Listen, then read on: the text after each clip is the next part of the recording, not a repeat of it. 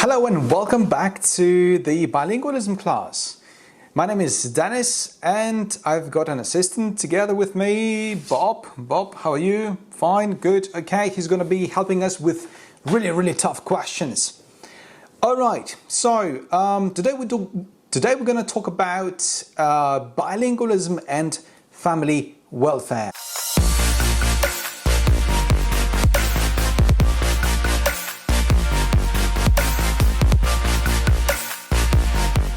So to start with, we have to understand what family cohesion is. So how do you understand family cohesion? So Bob, how do you understand family cohesion? Okay, Bob says that family cohesion is related to the bonds that hold family together. But the question is, what are these bonds? What are these bonds? Let's think. Okay, so what are these bonds?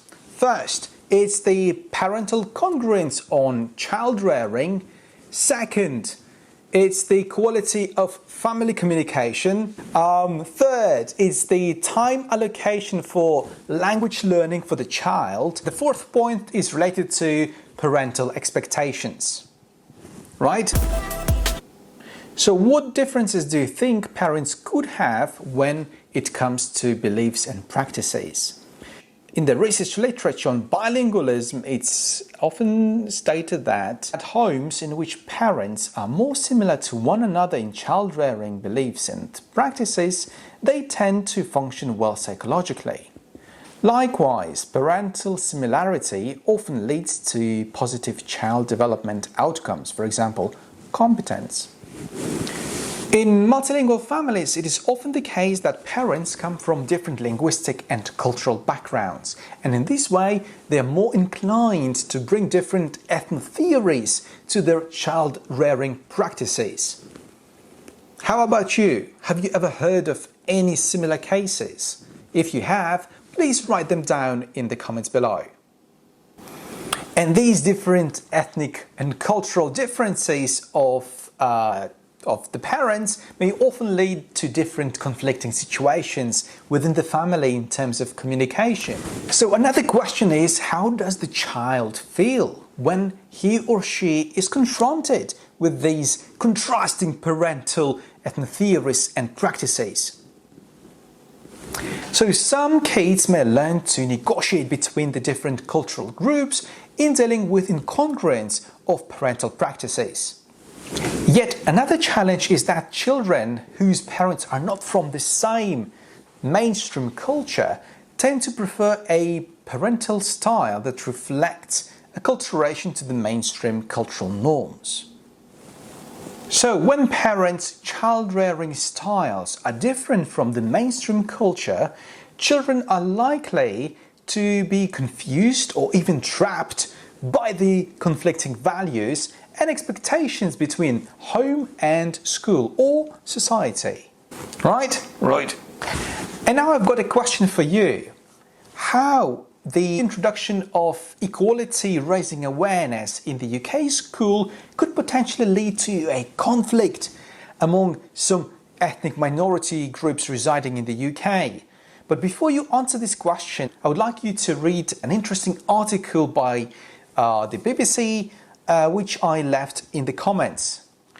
So when we talk about family cohesion, it's important to take into account that family members communicate with each other on a regular basis, and this may also affect the multilingual family cohesion. So remember, cohesion is when we talk about the different bonds that hold a family together. Now, many bilingual families, for example, if let's say a father is German and a mother is, suppose, Spanish, they tend to stick to their own languages. So when they talk to a child, they stick to their own languages, to their own respective languages. So we call this one parent, one language approach. And this is quite widespread and standard approach if parents want to raise a fairly balanced bilingual child. However, we have to take into account that these may lead to different problems, because this type of approach may potentially create obstacles to family integration and family cohesion. How?